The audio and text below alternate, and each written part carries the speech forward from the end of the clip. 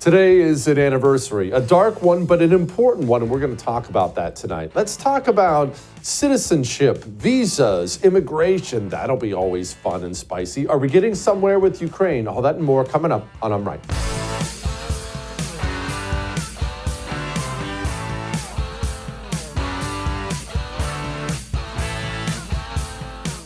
Okay, so we need to talk about something I've been hot on for the past couple days because there are different schools of thought on the right, and we need to address them when it comes to America itself, citizenship, immigration, visas, things like that. Okay, so first, let's divvy up the two different sides of the right and left. I'm not talking about leftists. I'm not talking about what they want and what they say. We already know. We don't have to dwell on the fact that American communists believe in filling up America with foreigners of any kind, legal, illegal, doesn't matter. Just bring in as many foreigners as they possibly can. We know why the communists want to do this. We know why the Biden administration did this. This allows them to cement their power by eliminating the vote of the patriotic American citizen so they can pillage this country and burn it to the ground with the permission of the people who live here. We got that. That's why communists love immigration. That's why Joe Biden got elected and promptly went to drool on himself, and the Maoists in his government opened up this country and brought in as many millions as they could. They were so committed to this, they actually flew people by the million into the country with your tax dollars. So we got that. That's the left. That's the communists. We're not actually talking about them right now for our purposes. For our purposes, and I'll just use this as an example, let's just talk about this guy, Mahmoud Khalil, Columbia University. Who was he? Well, he's here. Visa. And while he was here, he decided to cause a ruckus. All his crimes are alleged at this point in time, but this is where the right gets all mixed up. I want you to look at a video really quickly of Mahmoud Khalil. I just want you to look at this, and then I'll tell you why I don't care about his crimes. Are you guys going to listen to the university and leave the encampment here? Of course not. The university is the one who should listen to us. They should listen to their student body who are demanding to end their investment in the war that's happening in Palestine. Our demands are clear. Our demands are regarding the investment from the Israeli occupation, the companies that are profiting and contributing to the genocide of our people. How far are you all willing to go here on campus? We're going to go as far as we need to pressure the university to pressure the university to divest from the occupation. Our demands? Do you hear what he said? These are what our demands are. Did you hear how he opened that whole thing? This is what they should do, and they should do this, and they should do that. Pause on that. We'll come back to Mr. Mahmoud. In fact, we're going to come back to the American right and immigration and visas and everything like that. You know, I've done some world travel.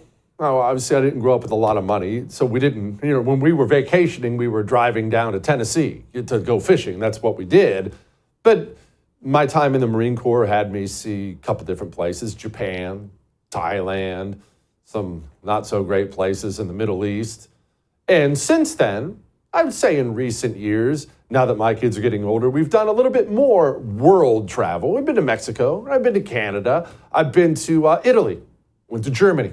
Went to a couple places like that. Nothing super fancy, but a couple places, cool little places. I'm going to go see this place here and this place there. And I'll tell you something. This has nothing to do with politics, left, right, middle, nothing at all. Whenever I go anywhere, Mexico, Paris, doesn't matter where it is, I always try to make sure I am my best behaved. In fact, I try to do that here at home, right? I try to be a law-abiding citizen and be a good citizen in every way. I don't throw things on the sidewalk. I don't do those things. But when I am overseas, I am not only mindful of the fact that I am a guest, I make sure that I tell my sons that over and over and over again. I have 2 teenage sons, and I tell them, boys, we are a guest here. This is not our country. It's not our legal system. We don't vote here. So at all times, you will be completely polite. You will do as you're told.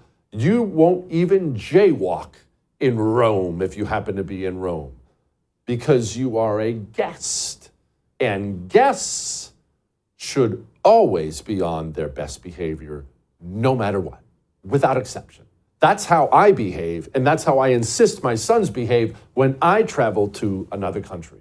But here in the United States of America, there have been two different forces at work that has held us back from enforcing those kind of standards on our arrivals. First are the dirty communists. We already mentioned them. We'll set them aside. They just want to flood the country with as many barbarians as possible. There's another part, though, we're better than that. We're really nice guys. The Constitution. That little wing of the right. That's not an insult on the Constitution. There's a wing of the right that believes, that has bought into this insane lie that somehow, for some reason, because of the Constitution or God or I don't know what justifications they use in their mind, that people should be allowed to come here, visit here without citizenship, and just be able to do all the stuff Americans get to do. Well, it says so in the Constitution. I'm a citizen. As a citizen of the United States of America, I get to protest if I want to. As long as I do it legally, as long as I don't impede certain things, as long as I do it legally, it is my right as an American citizen to protest. If you are an American citizen, even one of the dirty communists who hate watches this show, if your papers say American citizen, you have the right to protest, as long as you do it legally. You have that right as an American citizen. If you are a guest here, you shut your freaking mouth or you get sent back from whence you came. That is basic citizenship, and it's practiced by every other country in the world. And for some reason, the low-T GOP wing of our useless party seems to think, well, I mean, Thomas Jefferson and the founders, the Supreme Court ruled one time that this savage should absolutely be allowed to just do whatever he wants whenever he comes here. No. Am I saying that foreign protesters should be thrown into a dark dungeon and have their fingernails pulled out? Of course not. Absolutely not. But you should be immediately deported from this country. And just so I'm crystal clear on what I'm saying here, I am not saying that people who speak out against Israel should be deported here. I'm saying anybody who causes any noise at all for any reason whatsoever who's not an American citizen should be sent home. If you are here visiting, visa, I don't care what your status is, and you get a speeding ticket, that should come with a warning next time you're gone. You don't get to go down to the city council and protest your water bill. You don't get to do anything because you're a guest. You can go to class. You can go to work. When you're not doing those things, you can sit in your apartment and shut your freaking mouth. Or maybe, because you're a guest here, you should do some volunteer work. Go pick up trash somewhere. Go help the homeless. Do a prison ministry. I don't care what you do, but what you don't ever get to do is cause trouble here because you're a guest. You are not an American citizen, and being a citizen comes with citizens' privileges. Otherwise, what is the point of being a citizen at all? There is no point. And then we get stuck with these segments on the news when we start quibbling back and forth about what, the who, what, when, where, and why. I saw Abby Phillips is on CNN with Scott Jennings. What about the evidence? Have you seen any evidence to suggest that there is actually a serious reason to believe that this student is going to be a threat to national security? I've certainly watched the abomination that's gone on at Columbia and Barnard and other places, and I will just tell you, threat to national security. And I'll just tell you that I'm not going to let you move on because this is the I'll tell you why it's a threat to national security if you let me answer you. Well, Scott, do you want me to answer you or not? Okay. His organization says we are dedicated fighting for the total eradication of Western civilization. Okay. He's not a citizen. He doesn't need to be here. You just described him having viewpoints that you disagree with. Again, is that enough to have someone lose their rights in this country? He has viewpoints that, in my opinion, jeopardize the security of the United States. But how? It is not clear that this particular student has engaged in the specific actions that he was talking about. And you've shown me no evidence of that either. Okay, well, guess what? He is not a citizen. If he were a citizen, I might feel differently. He's a guest in this country. Okay. It's my view, so in other and words, it's the you Trump don't administration. have proof, but it doesn't matter. You don't have to get in these arguments at all. Oh, what evidence do you have? Well, I was checking through the website, and if you look at his papers, I don't need to get in these arguments with anybody for any reason whatsoever. I don't care what he was protesting, actually. Doesn't matter to me. In fact, I don't care what country he came from. The only evidence I need to see is, where is he a citizen? Because if it's not the United States of America, he doesn't get to go to any university, even when I hate, like Columbia, and make demands. He doesn't get to demand things at all. This is how things will do, or else. You are a visitor here. When I visit my in-laws' house, I put the toilet seat down. I will admit, I don't do that all the time at home. When I visit the in-laws' house, I ensure that everything is in order with myself and my family because I'm a guest. That is how guests operate. But here in the United States, I'm not even talking about the savages on the left. There is a portion of the right who somehow believes that we are obligated as a country to just be a big fat porta-john for anyone who happens to waltz onto American soil, and that is gonna be a no for me. All that may have made you uncomfortable, but I am right. We will talk to a panel about this next. Maybe we'll get some disagreement on that. Before we talk about that, let me talk to you about sleeping. I love sleeping. It was the best. Woke up this morning, 6 a.m. Woke up this morning, ready to rock. Why? 8:30 last night, because I'm old and boring, I decided I wanted to go to bed and read a book with the wife. Poured myself a little cup of hot chocolate, just a little glass of milk in a coffee cup, put it in the nuker, pulled it out, put some dream powder in there. Hot chocolate is what I had. It's chocolate cinnamon, and I just sat there as I read my book, sipping on it. Set the cup down, off to sleep. 8 hours later, 6 a.m., I'm up and ready to roll. That's what dream powder can give you every day. And it's natural, right? It's drug-free, natural. Get some good natural sleep. Up to 40% off at shopbeam.com/Jesse Kelly. We'll be back.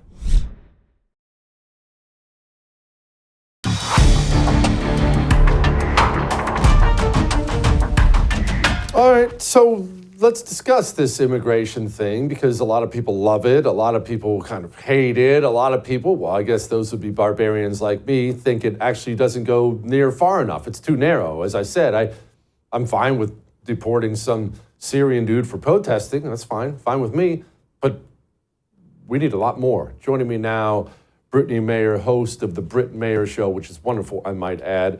Brittany, what am I supposed to make of the narrowness of this? I guess that's the part I dislike the most, when I see a bunch of illegals roaming through the streets of New York talking about how they don't want to be deported. I think all those should be rounded up too. Why is anybody allowed to protest here if you're not a citizen? Jesse, you're such a racist. I'm clutching my pearls. I'm shocked. I'm shocked and offended, deeply offended. No, I'm with you. I'm so disgusted by the response to this whole Mahmoud Kali. I don't even know how you pronounce his name, but this guy who came here at the good pleasure of the United States of America to study at one of our greatest universities. He was given this privilege, and then he used this privilege to incite violence, unrest, false imprisonment, intimidation against American citizens. And now you have the Democrats up in arms saying, oh, this is about free speech. How dare the Trump administration? They're coming after you next. No, this is not about free speech. There are boundaries when it comes to free speech for foreign nationals who are granted the privilege of coming to America. And he overstepped those. Especially, I was watching our press secretary talking about this, and she specifically laid out how this guy was handing out Hamas propaganda on campus. That is aligning with a terrorist organization. This goes well above and beyond free speech. But I'm with you that even in this narrow issue, I do not believe that we should have foreign nationals at all protesting in the country that they are given the good grace of being in. Yeah, they sure are. Speaking of foreign nationals, J.D. Vance, who's been unbelievably impressive, I'm just so impressed with him so far, came out, he said this. We've also, unfortunately, made it way too easy for people to compete against American citizens for the precious homes that are in our country to begin with. You go across the world and you see a very consistent relationship between a massive increase in immigration and a massive increase in housing prices. And we have to be honest about that. Well, I see one of our nice representatives out here wants to actually, I guess, continue to flood the country with illegal immigrants, making your communities and citizens unaffordable.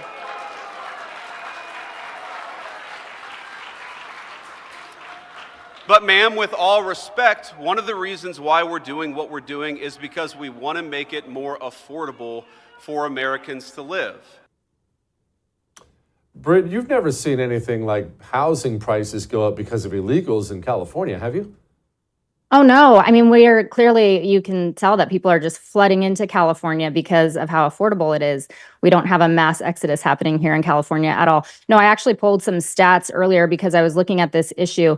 And in the narrow scope for California in particular, just for Medi-Cal and education, it's costing us $4.9 billion annually for the cost of being a sanctuary state that, I might add, protects illegal foreigners. It does not protect American Californian citizens. For the broader scope, we're looking at about 23 to 30 billion, and these would include welfare, law enforcement. Even, if you're an illegal alien that comes into California, you get granted access to an attorney. So not only is it driving people out because the housing market is absolutely insane, and I've seen that personally. I mean, just where I moved into a few years ago, the prices have nearly tripled, in the time since we moved in here. But additionally, it's costing us as taxpayers and as small business owners greatly. So there is a huge cost to this notion of being benevolent and letting in anyone who wants to come in. And we really have to start to examine the cost that Americans are taking on in being so benevolent to just allow anyone at any time illegally or with a green card to come into America. This has to be an issue that we are healthily debating. And unfortunately, the Democrats just don't want to have this conversation.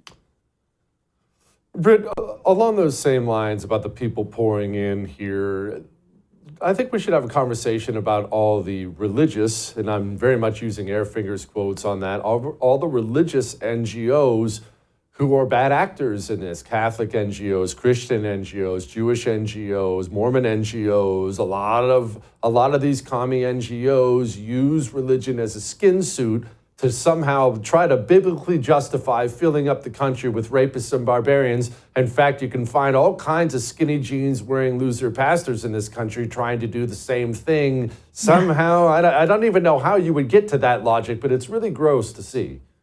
Yeah, we have a huge issue of that out here in California, both the skinny jean pastors and the NGOs that are an arm and apparatus of the state. And it's become a racket scheme where they are funded by our taxpayer money, and then they're used to our own demise to bring in by literally the boatload. We in California saw an average of, I think at one point we were averaging 4 of those Ponga boats coming in a month, and they were bringing in anywhere from 15 to 30 illegal aliens who then disappeared because we had SUVs waiting.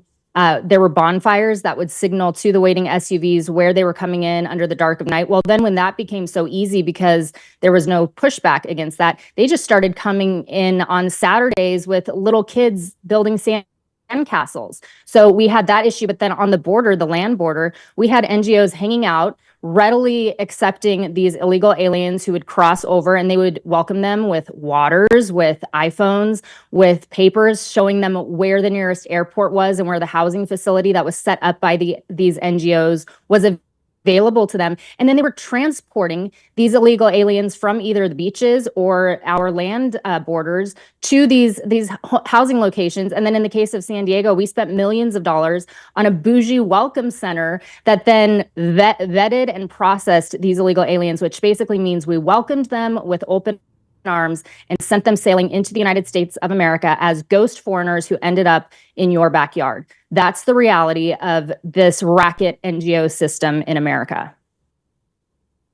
Tell me what you've seen change in San Diego, because my word, did me and my meathead Marine Corps friends have a bunch of really good times in that wonderful city back in the day.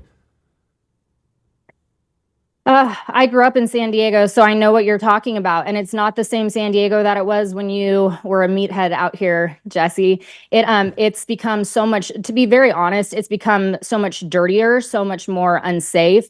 The homeless issue is overflowing now. It is no longer safe for me as a woman to walk through downtown San Diego or even any of those beach towns that you probably remember because of the amount of homeless and illegal aliens that we have brought in.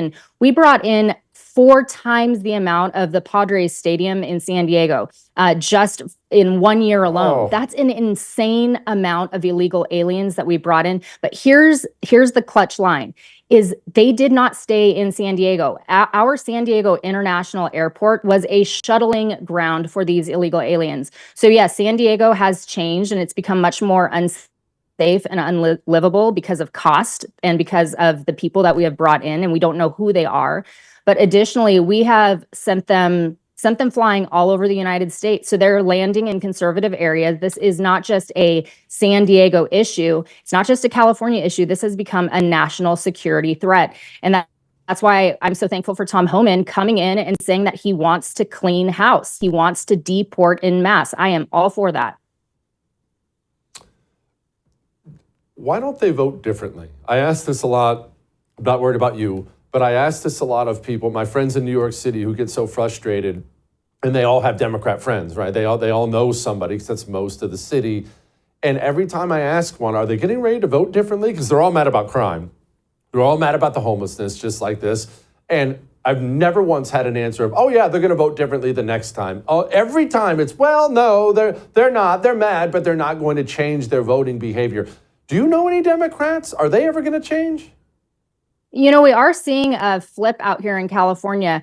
Gavin Newsom is at one of his lowest favorability ratings right now. There's actually a recall effort underway right now against him that is gaining a lot of momentum. You have Mel Gibson, who just spoke out about recalling Gavin Newsom due to the LA fires and the mismanagement there. So on a lot of levels there, I have seen a change, even in the wealthier areas in California where I've gone in and I've spoken with people there. They're not as quick to defend Gavin Newsom, even as they were after the French Laundry exhibit. So I do think that things are changing. I'm not sure how quickly, but like I said the last time I was on with you, I think we are going to see California turn red. I wouldn't be surprised if we see a success in this recall effort against Gavin, just because the survival of the fittest for Gavin Newsom is not looking so good anymore. But we'll see. We'll see if the Democrats are just so dumb that they can't vote their way out of this, or if they're actually realizing that the cost of their vote is costing us fires that are burning us down, and unfortunately, just the corruption of California that we've seen, law and order, and this illegal invasion. Fingers crossed. Britt, as always, thank you. All right. We have an anniversary we have to discuss. Kind of an ugly one, but it's an important discussion. We'll do that in a moment. Before we do that, let's get your cell phone switched up. Your cell phone service. And I normally tell you to switch to Pure Talk because they share our values, they hire Americans, all those things. And all those things are true. But maybe it's just time for you to get a new phone. How many cracks do you have on your screen? How many times have you dropped that bad boy? Running a little slower now than it was, but you don't want to spend the money on a new phone. If you see what they charge for new phones, I don't blame you. Well, when you switch to Pure Talk, you not only save a fortune on your monthly bill, with the qualifying purchase, you get a free iPhone 14, this brand new iPhone, a free Samsung Galaxy. If for no other reason, switch and get a free phone. and you save a bunch every month, and you support the cell phone company that supports and shares your values. Go to puretalk.com/JesseTV. We'll be back.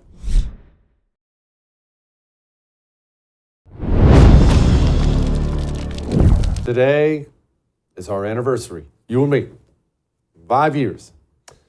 It is our 5-year anniversary of the tyrannical, evil COVID lockdowns in this country. That's what it is. And we are going to discuss it for a couple minutes, just a couple minutes, and I have a reason for it. And no, I know you're going to be shocked by this. It's not so we can look back and pat me on the back for telling you how bad it was all going to be. The far-reaching consequences of what we're doing to try to stop the spread of this virus, maybe they're necessary, maybe they're not, but we are talking about massive, massive economic losses coming, and that's just the truth. I'm not downplaying the fact that the virus spreads like wildfire. I'm not downplaying the fact that the virus is dangerous to old, sick people. These things we're doing, man, they are drastic measures. I hope they work because we are going to be feeling this for not just, the coming months, for years. No, we're not going to be in lockdown for years, but the economic impact of this is going to be, it's going to be something.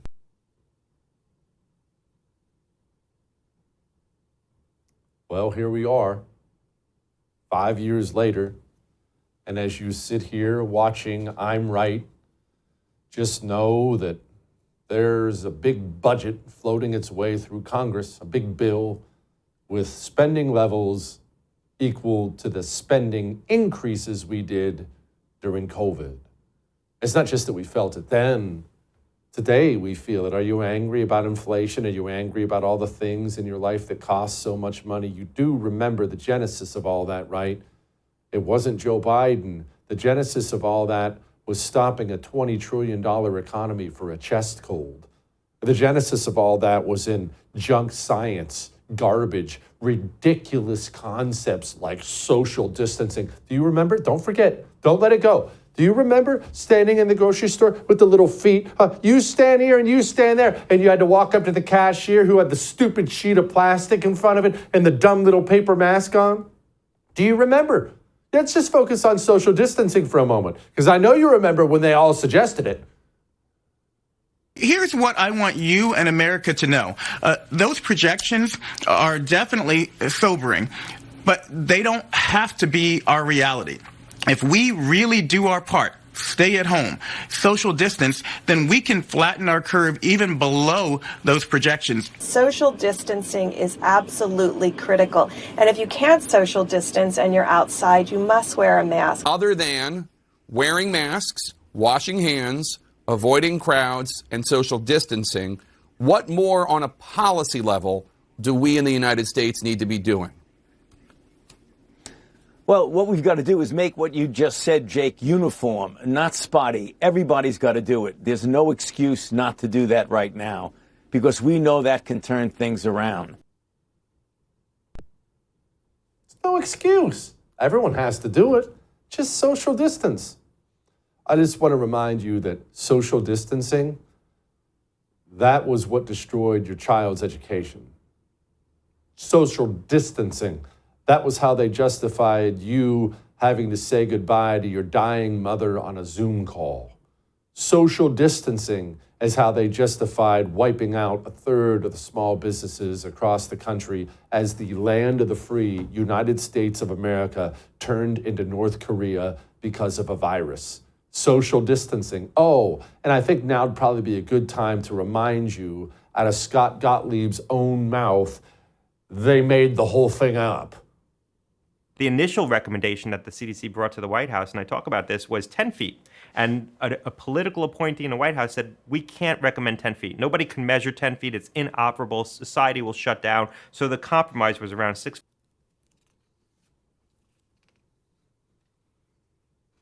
Oh, we just compromised. How'd we get that? I don't know.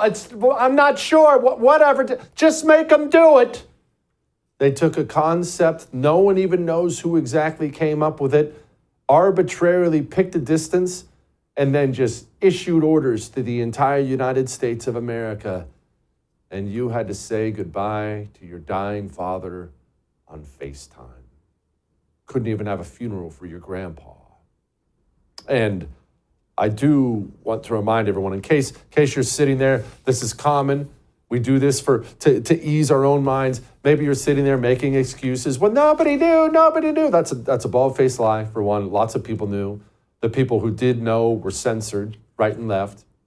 Lots of people were trying to make a difference, trying to find affordable, easily available fixes for all this. As soon as somebody, remember Joe Rogan came out and said, I got it and I treated it with ivermectin. Remember, America's deeply, deeply, demonically evil system came out and told you ivermectin was horse dewormer. Ivermectin is something more often used to deworm horses. Rogan telling his 13 million Instagram followers that he was treated with several drugs, and he included ivermectin on the list, a drug used for livestock. Rogan said the word ivermectin. Yes, that's the deworming medicine made to kill parasites. And so things are clearly bad, but they're being made even worse by people who have refused to take the vaccine and instead are swallowing horse paste. Evil. It's not dumb. That's deeply evil. What happened to this country 5 years ago was evil. And I don't care what excuse they try to come up with next time, and there will be a next time. It may not be a virus, probably won't be. They'll pick something different. Next time, they'll tell you it's for your own safety, or it's for your own good. It's for the greater good. It's for public health. They'll insist that you just have to give up these rights and those rights and those rights. Just stay home. Just shut down your business. Close the school. Lock your doors.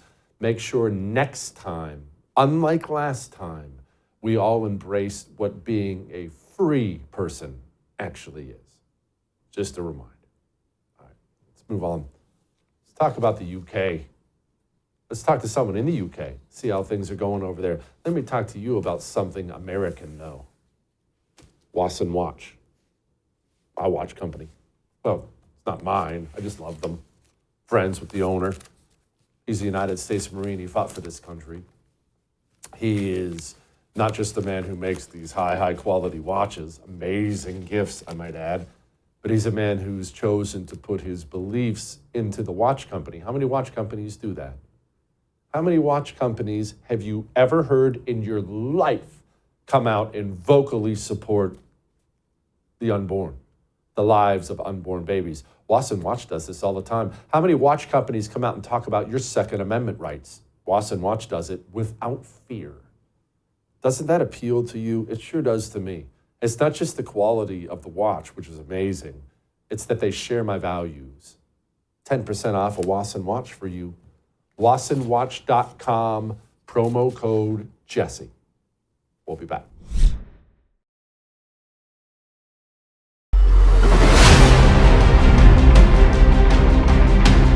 Today we made an offer that the Ukrainians have accepted, which is to enter into a ceasefire and into immediate negotiations to end this conflict in a way that's enduring and sustainable and accounts for their interests, their security, their ability to prosper as a nation. Now, hopefully we'll take this offer now to the Russians, and we hope that they'll say yes, to peace. The ball is now in their court. And but again, the president's objective here is, number one, above everything else, he wants the war to end. And I think today Ukraine has taken a concrete step in that regard. We hope the Russians will reciprocate. Good. I'm hopeful. Good. I'm still blown away by how bizarre that meeting was. I'm blown away by how committed so many Western powers have been, us included, to continuing this thing without end. I wonder what Connor thinks about all this. Joining me now, Connor Tomlinson, writer with Courage Media from across the pond over there in the UK. Connor, look, I've been marveling at my own country, especially under Joe Biden. I don't know what you're thinking about yours, and just how weirdly committed everyone is to keeping this thing going without end. They almost had it over a couple years ago, and the Western powers said, no, keep going. I don't get it. Well, one of the reasons that the war wasn't over a couple of years ago and Zelensky didn't acquiesce to a peace deal when less land had been lost to Russia was because our former prime minister, 3 prime ministers ago now, Boris Johnson, decided to pose as a Churchill figure on the world stage and demanded Zelensky keep going with the support of NATO, the EU, and the US. And he signed all of our collective countries up to give Ukraine aid until the heat death of the universe or either side runs out of men. The problem is now our leaders are trying to keep the war going because they're trying to ride the coattails of improperly applied Second World War analogies. So until the end of time, every single conflict boils down to one party being Hitler and the other party being Churchill. And so Zelensky is Churchill and Vladimir Putin is Hitler. But Donald Trump is also Hitler for trying to stop Hitler and Churchill from fighting. Oh, and by the way, you can't be Chamberlain by appeasing Hitler abroad, but you have to be Chamberlain at home because you have to practice multiculturalism, because if you don't bring all of those very illiberal minorities into your country who don't respect Western values in the first place, you're also literally Hitler. So you have to be Churchill abroad to fight Hitler, but you have to be Chamberlain at home to not be Hitler. And this is why all of our leaders are saying garbled nonsense about this conflict. And really the only person that's doing anything practical about it to stop people dying, conscripts dying on both sides, while also ensuring that the American taxpayer gets a return on investment for all of the aid they've provided to the Ukrainians, is President Trump. Connor, can you help me understand the whole Boris Johnson stepping in thing? Because I've heard this multiple times from people who would know he wasn't just kind of some side thing. He was the leading figure stopping the peace deal. Now, I'm not as familiar with this guy as you are. Is it just as simple as he wanted to be Churchill? Is there something more nefarious here? It's honestly, it's so evil on its face to just stop to stop the stopping of a conflict like this. I don't understand.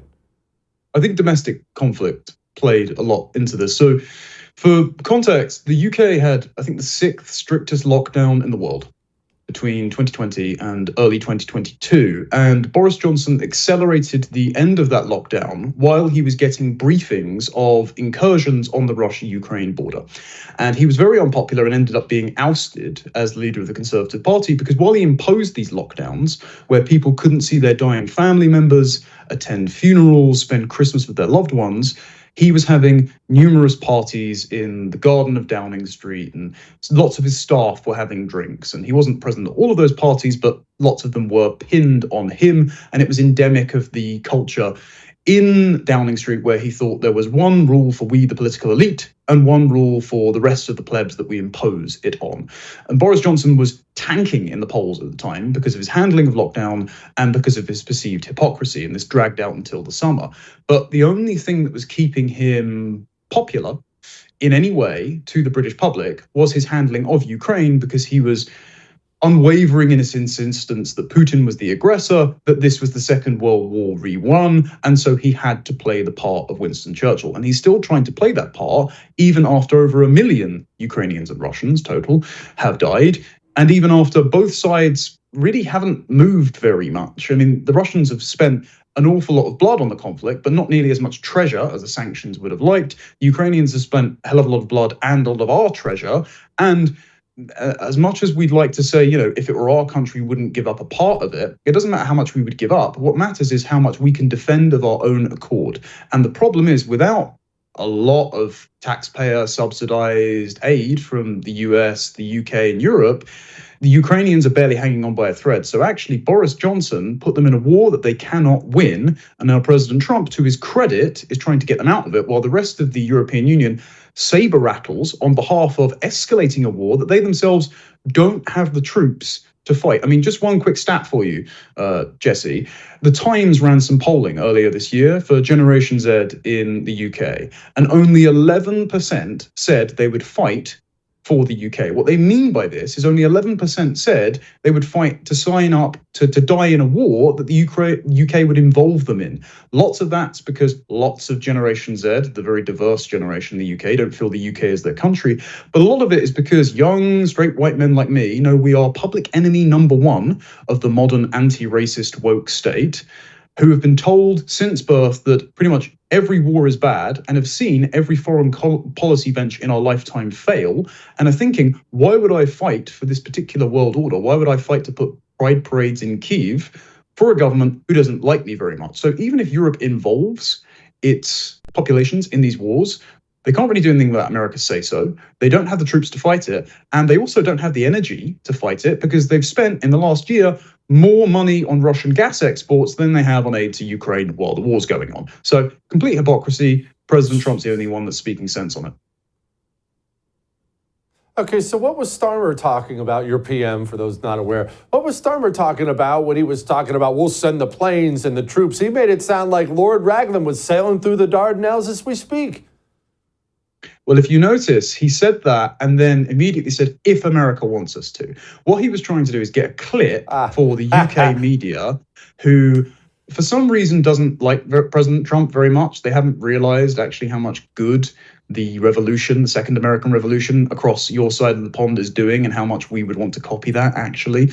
He was giving clips to them to try and soothe his ailing popularity because he is, and his government is the least popular government on record. They got fewer votes than Jeremy Corbyn did in 2019, an actual communist that Starmer threw out of the party, when he lost to Boris Johnson and gave him a landslide. But just because the previous Conservative government was so unpopular, because they, among other things, let in 1 million immigrants every single year to a country that is the size of New York State, he won by default. Now, after his mishandling of various crises like the Southport murders and the grooming gang scandal at the start of the year, which is still going on and nobody's doing anything about it, he knows he is hated by the majority of the country. And the one issue he might be able to claim some ground on is, much like Boris Johnson, pretending to be Churchill and standing up to big bad meanies, Hitler, Trump and Putin. And so what he's done is tried to position himself as, have you ever seen the film Love Actually? Hugh Grant's PM in that, where he gets to stand up to big bullish America and make the UK look good again. That's how he thinks he can regain his popularity. But if President Trump draws it to a close, well, he can't grift off that issue and it isn't working. Connor, immigration. Obviously, we have our own problems here, and they are massive. And I'll be honest, I don't know if we can solve ours. I don't know if we can fix 20 million people imported in 4 years by one president. I don't know if it's even realistic to get that many people out of the country as badly as we need it. Your situation over there may be even more dire than ours, which is saying something. Can Britain save itself, or is it too far gone when it comes to this? Well, as for the situation of our immigration, as I mentioned, England in particular, because they get the most amount of this immigration, are the size of New York State, and we get 1 million immigrants a year, which is the same level of legal migration that the whole of the United States gets. And of course, your porous southern border, porous under Joe Biden and the various uniparty traitors before President Trump, saw millions crossing every single year. Well, ever since 2018, we've had about 160,000 men in boats crossing from France like they're the Viking invaders. And they're mainly from North Africa, Sub-Saharan Africa, Iran, Pakistan, Afghanistan, and Turkey. And we found out yesterday in the pages of The Telegraph that a quarter of all sex crimes in this country are committed by those migrants. Some of them are 77 times more likely than the native British population to commit sex crimes. And that's broken down just by being from somewhere else. It's not broken down by ethnic origin. So it's even worse. But of course, the government doesn't track that data because it makes it look too bad. So we're getting hundreds of thousands of illegal migrants and 1 million a year legal migrants, 95% of whom do not pay more tax than they take. So we are hemorrhaging economically, rapidly changing demographically. Mohammed is now the most popular baby name in England. And if you're asking, will this nation of Mohammeds abide by British values, you're asking the wrong question. Crime is through the roof, and no government is looking to stop this anytime soon. The one party that we do have, which is or was until this week, the most popular of the polls, Reform UK, Nigel Farage's party, has just called the police on their most popular MP for having an argument with their Muslim party chairman. And anonymous sources have said we wanted to get rid of him because he was radicalized by the online right to support mass deportations. Bear in mind, the majority of the British public support deporting all the illegal immigrants in this country. There are over 2 million, by the way. A majority of the British public actually support President Trump's policy of mass deportations, and promising mass deportations just won President Trump not just the popular vote, but a large share of Hispanic men who know it's a common sense policy. So why does Nigel Farage not support this? And why is he persecuting his own MPs? And why is he sabotaging his chance to take power in 2029, delivering the popular policies which are the only way to uphold the rule of law that the British public actually want? It's baffling. And honestly, Jesse, I don't see a way out of this anytime soon. Crap. Well, I'm rooting for you guys, brother. Come back soon, as always. I hate that. And I know I'm the ugliest of ugly Americans, but I have a soft spot in my heart for England. I don't know what it is. Actually, I do.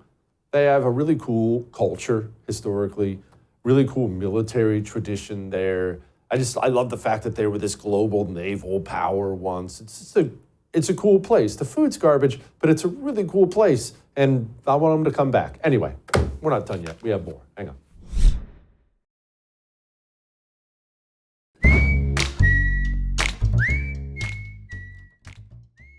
All right, it is time to lighten the mood.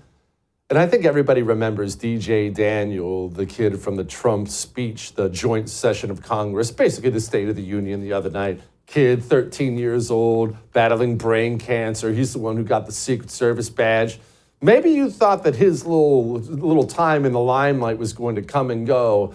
No, it's not going to, but it turns out this kid just has charisma dripping from his pores. Yeah, you think your friends are going to be jealous? Pretty much, and I'm pretty sure my girlfriend gonna be jealous, cause she ain't gonna be. I say you can't. I'm gonna be like you gonna have to hit the road jacks, because I'm a Secret Service now. I'm not. And if you touch me, you going to juvenile straight out, and I ain't gotta ask your parents for nothing. I'm sending you straight to jail. You know, DJ, when you get older, you'll learn that women have an interesting way of dealing with those situations. A lesson for another time, young man. It was good talking to you. Thank you. It's so good. I'll see you tomorrow.